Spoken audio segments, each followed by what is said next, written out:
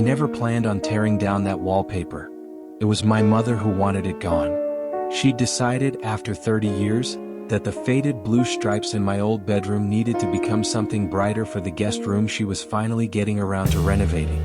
I only agreed to help because I happened to be visiting for the weekend, and because some small nostalgic part of me wanted one last look at the room where I grew up before it disappeared under fresh paint.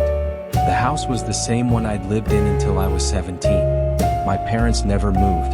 The stairs still creaked in the same two spots, the kitchen still smelled faintly of instant coffee, and my old bedroom still had the same crooked light switch that never quite turned off all the way. I hadn't slept in that room in almost 15 years, but standing in the doorway that afternoon, I felt strangely small again, the way you do when a place remembers your childhood better than you do.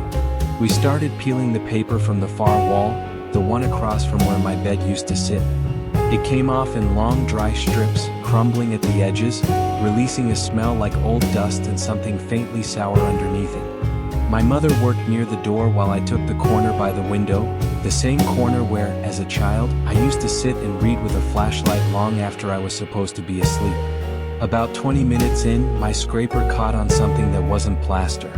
I pulled the paper back further and found a piece of paper folded into a small, tight square, wedged into a gap where the wallpaper had bubbled away from the wall years ago. It was brittle, yellowed at the edges, clearly old.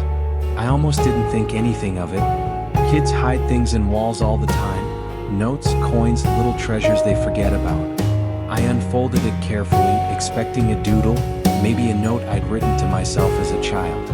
It was a sketch. A pencil drawing, unfinished, the kind of thing you'd find in the back pages of a school notebook. It showed a bedroom. My bedroom. The proportions were slightly wrong, the way a child's drawing often is, but I recognized the window, the shape of the closet door, even the crooked light switch. And in the drawing, sitting on the bed, was a child. A boy, roughly my age at the time, drawn in careful, deliberate lines, far more detailed than the rest of the sketch. Every other part of the drawing was loose and sketchy, but the boy's face was rendered with an unsettling precision. Proper shading, correct proportions, the kind of technical skill that didn't belong in a child's notebook.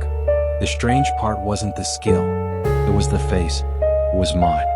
Not a generic child's face standing in for me, the way kids draw themselves, all circles and stick limbs. This was my actual face, my 9 or 10-year-old face, captured with an accuracy that made my stomach turn. I hadn't drawn this. I know I hadn't, because I have never been able to draw anything more sophisticated than a lopsided sun. And there was something else. Standing in the doorway of the drawn room was a second figure. Unfinished, just an outline really, no face, no detail, only a rough shape suggesting someone tall, standing very still, watching the boy on the bed. I asked my mother if she knew anything about it. She glanced at it for only a second before her face changed, that particular kind of stillness people get when they're deciding whether to lie. She told me she didn't recognize it and went back to scraping the wall a little too quickly.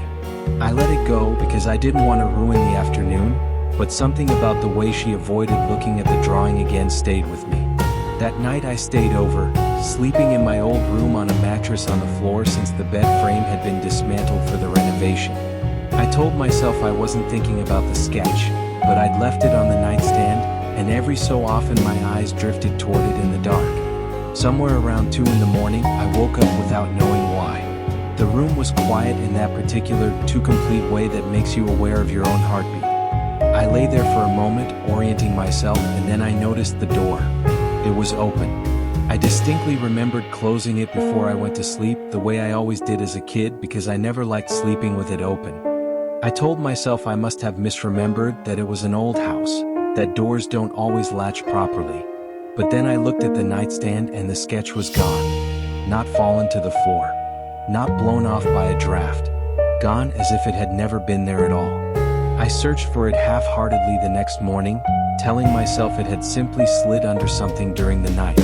I never found it. My mother didn't remember me showing it to her at all when I brought it up again, and she said it with the flat, unconvincing certainty of someone who remembers perfectly well but has decided not to. We finished stripping the wallpaper later that week. Underneath, where the sketch had been hidden, there was nothing unusual, just plain plaster, a little water-stained, nothing that explained anything. But I still think about the unfinished figure in the doorway sometimes, the one with no face, and I wonder whether it was ever finished somewhere else, in some other drawing I never found, in some other room I haven't stripped bare yet. Because lately when I stay over at my parents' house, I sleep with the door closed and locked, and every single time without fail, I wake up to find it standing open.